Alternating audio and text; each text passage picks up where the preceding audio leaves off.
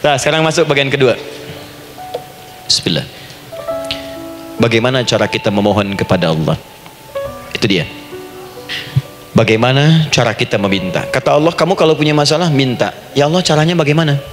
Quran surah kedua ayat 186, paling kiri sebelah bawah. Wa idza sa'alaka ibadi anni fa inni qarib. Fokus. Kata Allah, kalau hamba-hambaku Muhammad SAW bertanya kepadamu, minta petunjuk untuk mencari-cari aku. Tuh Bu, coba lihat ayat doa dibuka lagi dengan kalimat hamba untuk menegaskan status kita. Jadi kalau ditanya kita siapa di hadapan Allah, makanya nggak usah sombong. Jangan sombong karena kita cuma hamba. Telat, gak ada kerjaan, sudah ada yang lebih kaya. Ya, dan apa yang terjadi? Fakhosabna, kata Allah, kami telan, likuifasi, telan oleh bumi semua, dengan kekayaannya semua habis. Jadi ketika ada seseorang yang lupa dengan statusnya sebagai hamba, maka Allah akan memberikan pelajaran kepadanya untuk taubat.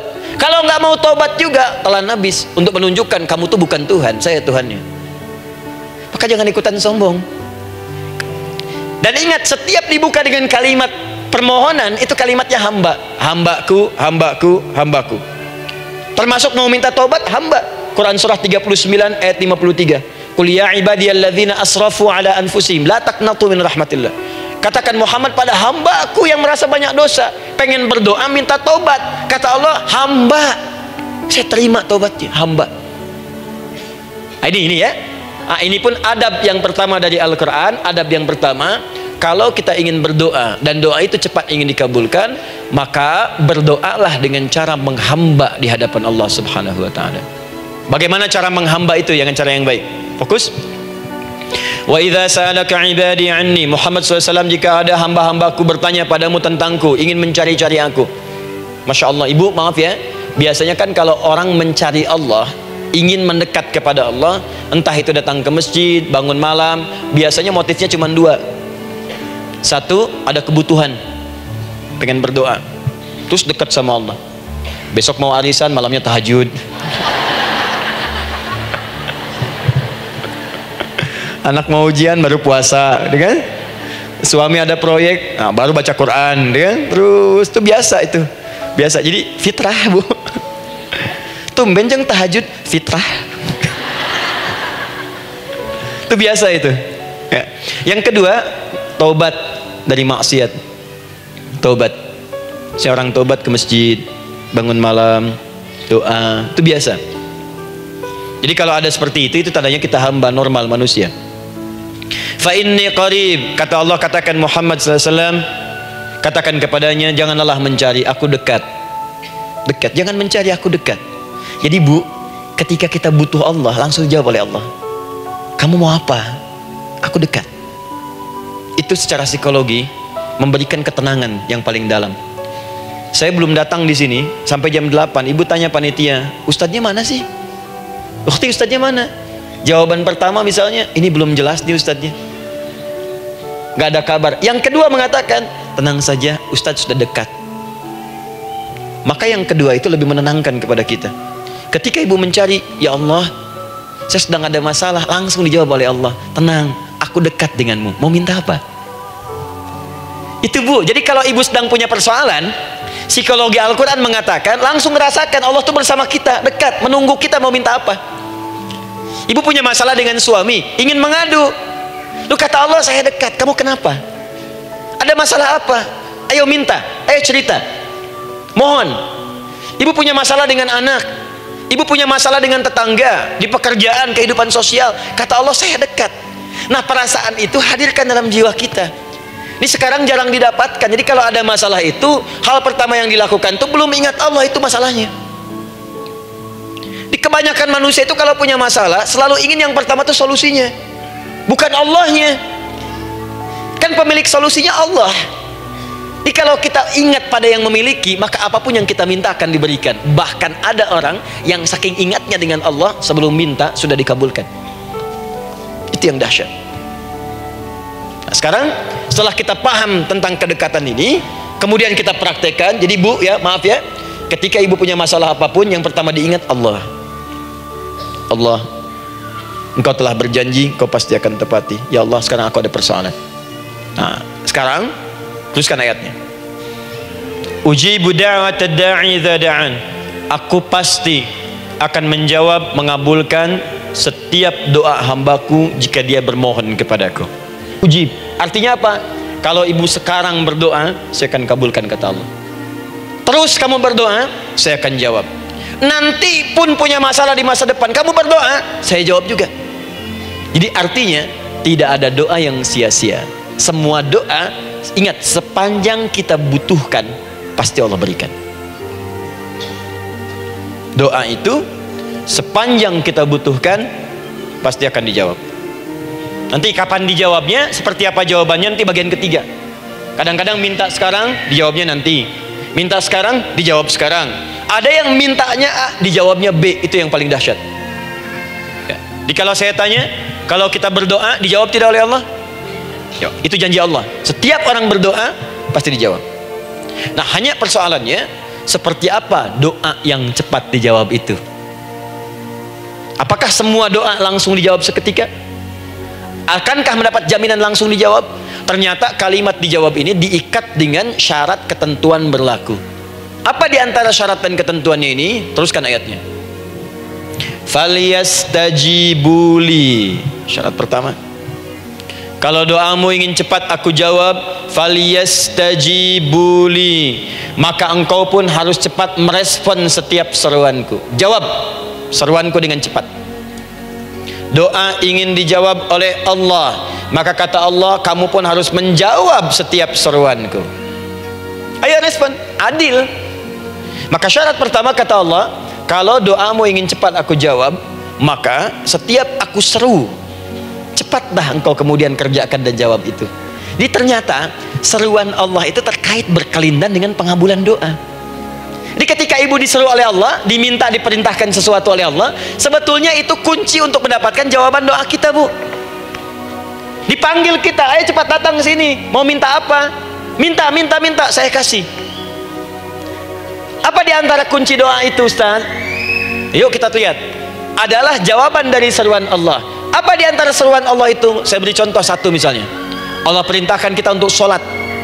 Bahkan diseru, diingatkan 5 kali dalam sehari. Bukankah kita diseru, Bu? Dipanggil 5 kali sehari untuk sholat? Allahu Akbar, Allahu Akbar. Ya kan? Diingatkan kan? Ayo, ingat Allah, ingat Allah, ingat Allah, ingat Allah. Allah Maha Agung, Maha Besar semuanya, dan seterusnya. Perhatikan baik-baik. Apa tujuan Allah menyuruh kita dalam sholat? Ternyata bukan ingin memberikan beban ruku dan sujud. Bukan sujudnya yang penting. Karena semua makhluk tidak sujud pun tidak akan menurunkan status Allah sebagai Tuhan. Allah tetap Allah, nggak ada ruginya. Yang rugi kita. Ternyata ketika disuruh sujud, disuruh ruku itu, ternyata yang ditunggu itu bukan ruku sujudnya. Allah nunggu, punya masalah apa, mau minta apa. Karena itu dalam ilmu fikih, ibu buka semua kitab fikih, salat itu secara bahasa disebut dengan doa. Nama lain dari doa adalah salat. As-salatu hiya doa. Salat adalah doa. Karena itu semua bacaan dalam salat doa semua. Coba lihat, baru takbir Allahu Akbar, doa iftitah. Al-Fatihah, dikira Al-Fatihah nggak ada doanya. Nih, nanti saya berikan cepat ya. Ini highlight dulu. Dalam salat itu ada 4 keadaan. Ingat ini baik-baik. Nanti ibu manfaatkan, minimal zuhur lakukan. Ada berapa keadaan? 4. Ada 4 posisi, 4 keadaan dalam salat. Yang kalau ibu berdoa benar, meminta di situ dengan benar, itu seketika akan dikabulkan. Seketika. 1 saat berdiri, 2 saat rukuk, 3 saat sujud, 4 sesaat sebelum salam. Berdiri, rukuk, sujud, sesaat sebelum salam. Baik, sebelum saya bahas lebih jauh, saya ingin sampaikan dulu. Jadi ternyata ketika kita diminta oleh Allah menunaikan sholat, itulah cara kita memohon, Bu. Itulah waktu kita meminta. Dan dahsyatnya dalam sehari itu 5 kali ditungguin, Bu. Allah itu maha baiknya, 5 kali sehari dipanggil. Dari subuh sampai zuhur. Kita bangun tidur aja, punya masalah nggak? Ayo minta, disuruh sholat 2 rakaat. Dan sholatnya nggak usah banyak-banyak, 2 rakaat aja dulu supaya nggak ada beban. Itu pun kadang-kadang masih lupa berapa rakaat kita sholat. Ya. Ayo sujud, disuruh minta, punya masalah nggak? Terus dari subuh sampai ke siang dipanggil lagi, punya masalah lagi nggak? Disuruh zuhur 4 rakaat, karena waktunya cukup panjang suruh 4. Ayo minta, ada masalah apa? Minta sujud kita, minta mohon. Dari zuhur ke asar ditanya lagi, ada masalah nggak? Panggil lagi. Ke maghrib sampai ke isya sebelum tidur, supaya tidurmu enak, masalah nggak ada, tenang, nikmat, nyaman istirahatnya. Ada masalah nggak? Disuruh sholat lagi. Jadi kalau orang paham sholat itu kunci kebahagiaan, dia akan senang menunaikan sholat. Makanya ketika ibu bertanya, kenapa saya sholat? Dijawab oleh muadzin, hayya 'alas shalah, ayo sholat. Kenapa sih sholat? Hayya 'alal falah, yuk bahagia, ayo tenang, yuk dapatkan apa yang kamu inginkan, falah. Jadi kalau orang paham sholat itu menyelesaikan persoalan, tentu orang akan berbondong-bondong semangat untuk menunaikan sholat. Cuman sayang segelintir orang itu menilai sholat sebagai beban. Jadi sebagai kewajiban beban saja, makanya sholatnya nggak nikmat. Ya bagaimana doanya bisa dijawab? Anda datang pada orang, tapi datangnya dengan marah-marah, datangnya dengan mencelanya. Ya bagaimana dia bisa memberikan kebutuhan Anda? Anda datang pada Allah dengan niat yang tidak ikhlas. Setelah itu kemudian menggunjingkannya, bagaimana bisa dijawab? Tuntutan tinggi, tapi datang tidak membawa prestasi, ya bagaimana bisa diberi? Catat tuh, bikin status. Paham ya? Nah ini bagian pertama. Jadi cara pertama, respon kata Allah, seruan Allah. Rumus pertama sholat. Nah sekarang saya ingin terangkan sedetil-detilnya gitu ya. Dan saya hanya menyampaikan isi Al-Quran, Quran hadis, Quran hadis. Sekarang gini, Ustadz saya sekarang paham, sholat berarti kunci untuk menyelesaikan masalah. Di sholat saya akan memohon. Sekarang Ustadz, bagaimana cara saya merespon sholat? Kan kata Allah, saya menyeru, respon gitu kan? Kita dipanggil sholat nih, Allahu Akbar, dipanggil. Bagaimana cara meresponnya? Sebelum minta, awas, ibu ingin datang mengajukan proposal, datang kepada wali kota, datang kepada gubernur, datang kepada presiden, datang kepada menteri sebelumnya. Bukankah ibu mempersiapkan diri?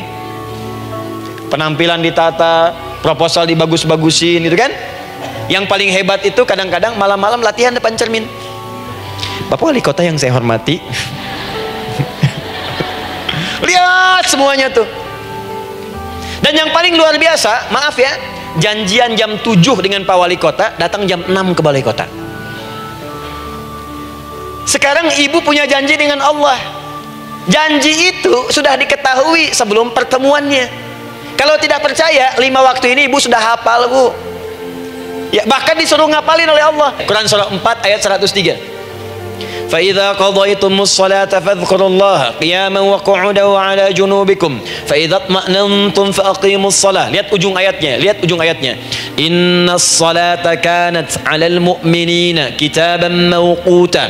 Sungguh semua waktu salat itu telah ditetapkan waktunya bagi orang beriman. Itu terjemahan biasa. Kalau terjemahkan pakai ilmu balaghah, sungguh orang beriman itu hafal waktu-waktu salat. Tahu waktunya. Apalagi kalau di waktu itu ibu punya kepentingan, pasti hafal.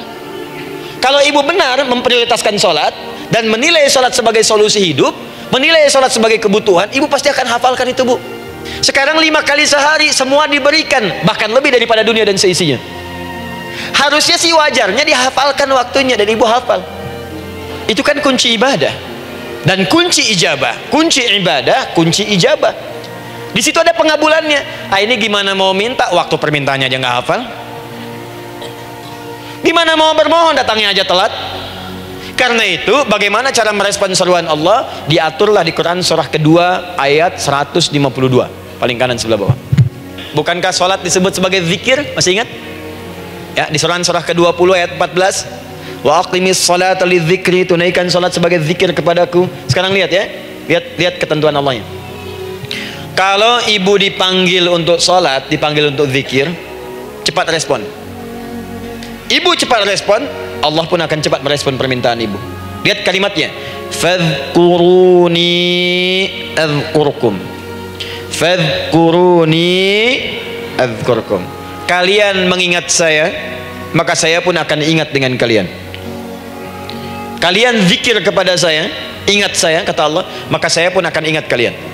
Di antara makna zikir salat. Kalau ibu salat mengingat Allah dengan cepat, maka Allah pun akan cepat mengingat kita. Begitu diseru, ibu langsung datang. Ya Allah, sudah azan, seruan nih, saya siap-siap, saya ingin minta sesuatu. Nah, orang yang datang saat dia diseru Allah, dia pun datang kemudian untuk menyerunya, maka Allah pun akan menjawab apa yang ia mohonkan saat ia bermohon kepadanya. Perhatikan, dipanggil oleh Allah lewat suara muadzin, Allahu Akbar, dia merespon cepat, siap sholat. Maka dia pun ketika memanggil Allah, seketika Allah pun akan jawab padanya sesuai dengan kadar responnya. Dipanggil saat itu, dia menjawab, maka Allah pun akan ingat kepadanya hanya saat dia memanggil saja. Di saat panggil, diingat, panggil, diingat. Jelas? Ini yang hebat.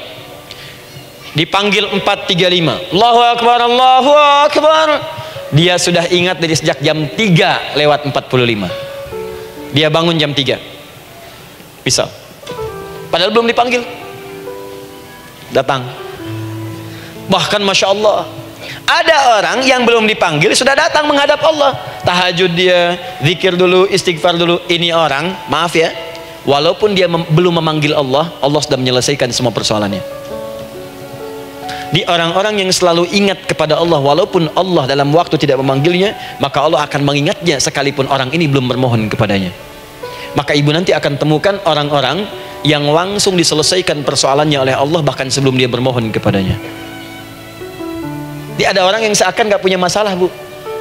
Bukan gak punya masalah, sebab setiap dia punya masalah, masalahnya diringankan oleh Allah. Seakan-akan gak ada beban. Ini indah hidupnya, enak. Butuh sesuatu, sebelum nyari, datang. Ada persoalan, senyum dikit, selesai. Jadi kalau sudah begitu enak, Bu. Yang perempuan ada di Quran Maryam. Maryam kan perempuan. Dan Maryam itu bukan nabi, bukan rasul, ingin memberikan pesan kepada ibu, perempuan dimanapun, tidak harus jadi nabi supaya doa cepat dikabulkan, tidak harus menjadi rasul. Ini Maryam bukan nabi, bukan rasul, tapi dia ini luar biasa. Sebelum dipanggil udah datang, zikirnya tak terlukiskan, mohon kepada Allahnya luar biasa, menjaga diri dari hal yang dilarang oleh Allah. Apa hasilnya? Sebelum diberikan bahkan oleh pamannya sudah ada kebutuhannya. Quran surah ketiga ayat 37. Kullama dakhala 'alaiha Zakaria al-mihraba wajada 'indaha rizqa. Setiap pamannya mau memberikan kebutuhan Maryam sudah ada di dalamnya, Bu. Sudah ada. Itu luar biasa. Mau makan, makanan ada. Mau anggur, anggur ada. Ya. Wah, itu luar biasa, Bu. Jadi bermohon bahkan sebelum waktunya. Sentuhlah ia tepat di hatimu, maka ia akan jadi milikmu untuk selamanya. Wah. Nah, itu doa tuh. Paham? Tuh. Jadi kalau yang standar-standar saja itu biasa. Maka datang sebelum waktunya, datang. Atau datang pas dipanggil, standar. Jadi kalau 4.35 adzan, Allahu Akbar, Allahu Akbar, ibu bangun, siap sholat, siap sholat. Itu standar. Yang dulu bahagia, naikin lagi levelnya. Yang celaka itu ya ini nih. Dipanggil 4.35, baru bangun 5.34. Sholat subuh belum, nuntutnya udah banyak. Ya Allah, kurang apa lagi aku bermohon kepadamu? Sudah aku meminta sekarang, sholat subuh aja belum. Jadi mana keadilannya? Jadi yang pertama, respon seruan Allah. Disitulah Allah pun akan cepat merespon apa yang kita kemudian butuhkan. Jadi yang pertama lewat sholat ya, Bu ya. Ingat sholat. Dan sholat itu tadi dari 4 posisi saya ajarkan yang pertama saja satu, supaya nggak terlampau panjang ya. Berdiri, Bu. Saya ajarkan satu. Setiap ibu dalam keadaan berdiri dan membaca Al-Fatihah, pada kalimat iyyaka na'budu wa iyyaka nasta'in, ingat pada kalimat iyyaka na'budu wa iyyaka nasta'in, maka sertakanlah di hati kita apa persoalan yang dirasakan untuk bermohon kepada Allah. Baik, dasarnya ini, dasarnya Quran surah ketiga ayat 38 sampai 39, dan dikuatkan nanti di hadis qudsi. Nabi Zakaria punya persoalan, sudah berumah tangga, belum ada keturunan, fisiknya sudah letih, rambutnya sudah memutih, dan mohon maaf istrinya divonis menopause dan mandul secara medis klinis. Apa yang beliau kerjakan? Sholat. Dalam sholatnya bermohon kepada Allah. Perhatikan permohonannya. Qala rabbi habli min ladunka dzurriyyatan thayyibah. Ya hunalika da'a Zakaria rabbah Qala rabbi habli min ladunka dzurriyyatan thayyibah innaka sami'ud du'a. Ya Allah, aku bermohon kepadamu, anugerahkan aku keturunan. Semua mengatakan aku nggak mungkin punya keturunan. Hanya Engkau yang tidak punya batas dalam pemberian. Engkau pasti mendengar doa saya. Kalau pada yang maha mendengar tidak mengabulkan juga, lantas kepada siapa lagi aku mesti memohon? Doa ini dipanjatkan oleh beliau dalam keadaan sholat, sedang berdiri dalam sholatnya. Jadi ibu maaf ya, tolong jangan salah berpikir, semua nabi dan rasul, orang soleh sebelumnya itu sholat. Cuma kita lebih sempurna gerakan dan jumlahnya, sempurna. Orang dulu sholat. Nabi Musa sholat, Quran surah 20 ayat 14. Nabi Isa sholat, Quran surah 19 ayat 31 sampai 33. Nabi Ismail sholat, Quran surah 19 ayat ke-55. Semua sholat. Sholat. Nabi Zakaria saat punya masalah sholat. Dalam berdirinya minta dalam sholatnya. Dari mana Ustadz tahunya beliau minta dalam berdiri dalam sholat? Ayat 39 ya baca, Quran surah ketiga ayat 39. Fanadatul malaika, maka doanya itu dijawab oleh Allah. Datang malaikat menyampaikan jawaban. Wa huwa qaimun yusalli fil mihrab. Sedangkan beliau masih berdiri dalam sholatnya di mihrab. Masih berdiri dalam sholat. Sholat. Di dalam sholat itu minta. Makanya semua bacaan sholat itu permintaan isinya. Dan dikabulkan oleh Allah. Anallaha yubashshiruka bi Yahya. Allah kasih kabar gembira, engkau akan punya anak, langsung namanya dari Allah Yahya. Artinya hidup. Yang mustahil menurut manusia, lahir dari rahim seorang perempuan yang divonis monopos dan mandul menurut medis. Kata Allah, tidak ada yang mustahil bagiku, lahir dan hidup dia Yahya. Kapan terjadinya? Sedang sholat. Kapan saat sholatnya? Berdiri. Nah yang paling menarik bu, umatnya Nabi Muhammad SAW ditunggu oleh Allah 5 kali dalam sehari, dan dimintakan sebelum sholat untuk menyiapkan permohonannya. Maka turunlah Quran surah kedua ayat ke-45. Ibu lihat ayatnya. Wasta'inu bis-sabri was-shalah. Bahkan ditegaskan lagi di Quran surah kedua ayat 153, paling kanan sebelah bawah. Ya ayyuhalladzina amanu ista'inu bis-sabri was-shalah. Yang pertama nggak pakai panggilan iman. Wasta'inu, kata Allah, hei, kalau kamu punya masalah, jangan mengeluh, jangan berkeluh kesah, jangan terlampau banyak gelisah, cepat siapkan dirimu untuk menunaikan sholat. Siapkan permohonanmu, minta kepada aku lewat sholat. Kalau belum yakin, disebutkan imannya. Ya ayyuhalladzina amanu, hei orang-orang yang masih merasa punya iman, katanya punya iman. Jadi kalau ibu nggak mau minta lewat sholat, dipertanyakan imannya. Kamu punya iman nggak? Kata Allah, yakin nggak dengan saya? Kalau punya masalah jangan mengeluh. Datang pada saya minta lewat sholat, saya panggil sholat minta. Kalau masih merasa punya iman, tuh, iman kita tuh dipertaruhkan di situ. Nah sekarang saya berikan rumus bahasanya. Allah memanggil kita dengan bentuk jama, perintah jama. Wasta'inu, wasta'inu. Itu bentuk perintah. Dan jika kalian punya persoalan dalam hidup, punya kebutuhan, maka bergegaslah, siapkan dirimu untuk minta kepadaku solusi. Wasta'inu, dan mintalah oleh kalian pertolongan, solusi. Bisabri wassalah. Pertama sabar dulu. Sebelum sholat, sabar dulu dengan itu. Tahan dulu, terima dulu. Jangan mengeluh, terima dulu. Nanti dalam sholat minta solusi. Itu maksudnya. Punya masalah sekarang jam 9 lewat, sabar, tahan dulu. Koreksi diri, istighfar, nanti zuhur minta. Atau duha sekarang sholat, datang ke masjid, sholat duha minta. Tahiyatul masjid minta sekarang. Sabar, ini sabar, terima dulu. Jangan mengeluh, sabar, ingat, terima, sabar. Karena Allah mustahil memberikan ujian masalah kalau kita tidak sanggup menerimanya. La yukallifullahu nafsan illa. Saya sering katakan bu ya, maaf kalau kalimat ini mungkin kurang berkenan, tapi kalimat ini nyata. Kalau ibu sekarang punya masalah seberat apapun, itu artinya hanya ibu yang sanggup untuk menerimanya. Saya tidak. Betul, karena itu persoalan itu dititipkan kepada ibu, bukan kepada seorang bernama Adi Hidayat. Ibu yang dipercaya. Ya, ibu dipercaya oleh Allah. Kenapa ibu tidak yakin dengan itu? Karena cuma ibu yang bisa mengatasi. Ibu yang mampu, saya tidak. Karena itu dititipkan pada ibu.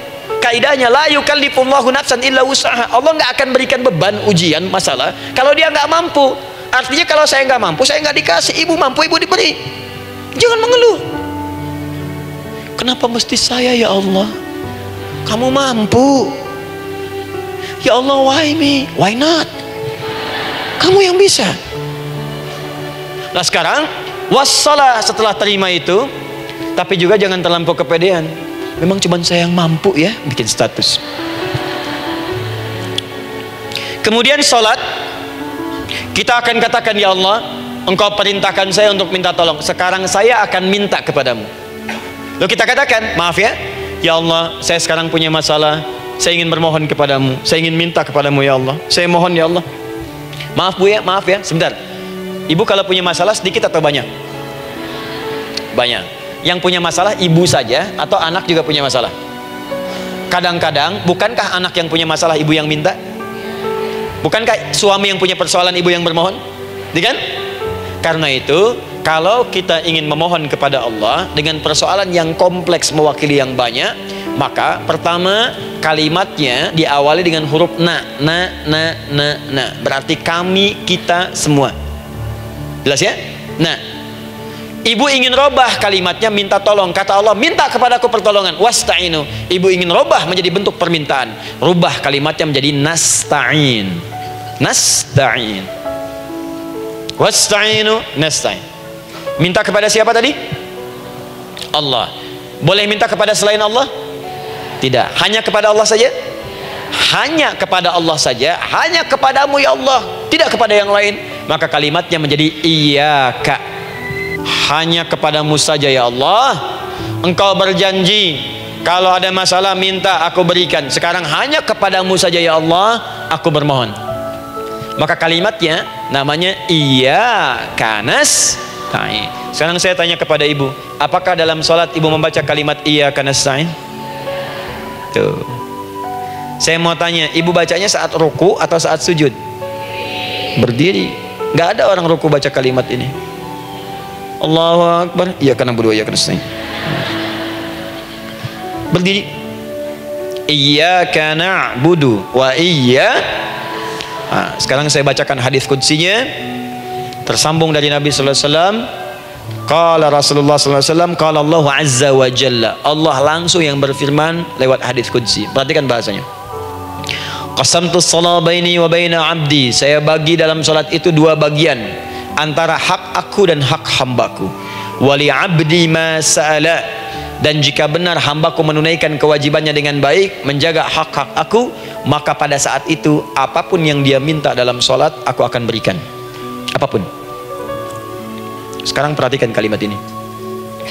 Wa idza qala al-'abdu. Jika seorang hamba berkata, iyyaka na'budu wa iyyaka nasta'in, ya Allah, sekarang hamba sholat ibadah atas perintahmu. Dan hamba minta, ya Allah, hamba punya masalah, hamba punya persoalan, dan kau janjikan minta dalam sholat. Qala Allah azza wa jalla, Allah jawab, hadza baini wa baina abdi. Inilah perjanjian aku dengan hambaku. Wali abdi, kalau hambaku benar sholatnya sampai bacaan ini, masalah apapun yang dia minta sekarang aku akan kabulkan. Dalam berdiri. Cuman sayang, kadang-kadang dalam keadaan ini banyak yang tidak minta. Maka caranya saya sampaikan yang pertama, kalau ibu sudah sampai ke bacaan ini, iyyaka na'budu wa iyyaka nasta'in, sertakanlah dalam hati ibu. Gak usah dilafadzkan. Sertakan ibu punya masalah apa. Atau secara umum minta solusi. Minta. Nah, saya ajarkan satu hal, kalau kita sampai pada bacaan Al-Fatihah tadi, jeda sejenak bu, rasakan itu, minta. Minta. Setelah itu Allah ajarkan satu lafaz. Kalau lafaz ini benar dibacakan oleh ibu, benar dibacakan, maka seketika doa akan dijawab, langsung dikabulkan. Apa bacaan itu? Nanti dalam pelajaran selanjutnya kita akan bahas ya, insya Allah.